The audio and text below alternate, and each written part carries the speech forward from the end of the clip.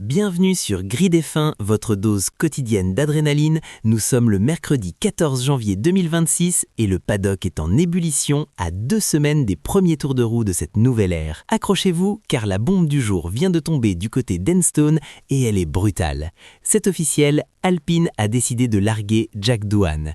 Moins de 2 semaines après le début de l'année, l'écurie française a confirmé sa séparation définitive avec le jeune Australien qui ne sera même pas conservé en tant que pilote de réserve pour la saison à venir. C'est une fin de parcours éclair et particulièrement violente pour le fils de la légende de la moto, Mick Doohan. Intégré à l'académie en 2022, il n'aura finalement disputé qu'une poignée de Grands Prix l'an passé avant d'être remplacé par Franco Colapinto dès la 7e manche. Ce qui nous avait été présenté comme une simple rotation s'est transformé en mise à l'écart définitive.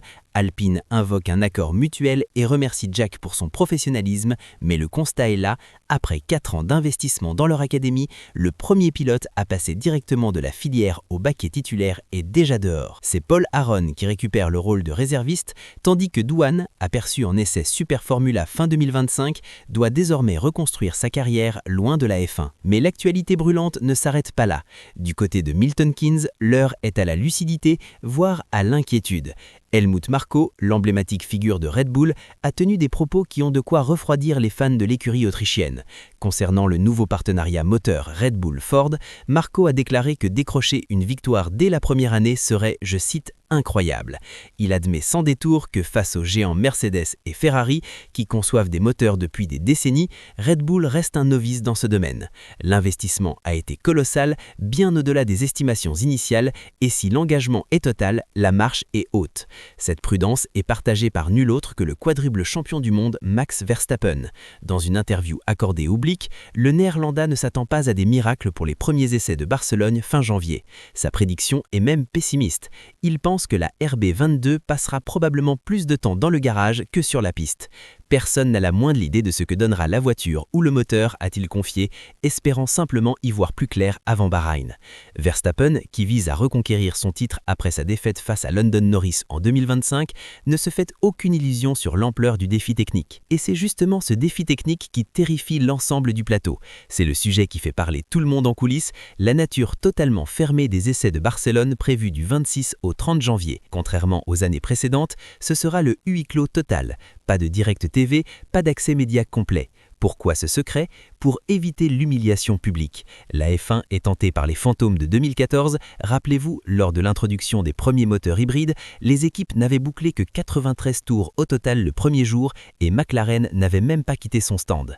Avec la nouvelle réglementation 2026 qui impose des moteurs à répartition 50-50 entre thermique et électrique, ainsi que l'usage de carburant synthétique, les craintes sont réelles.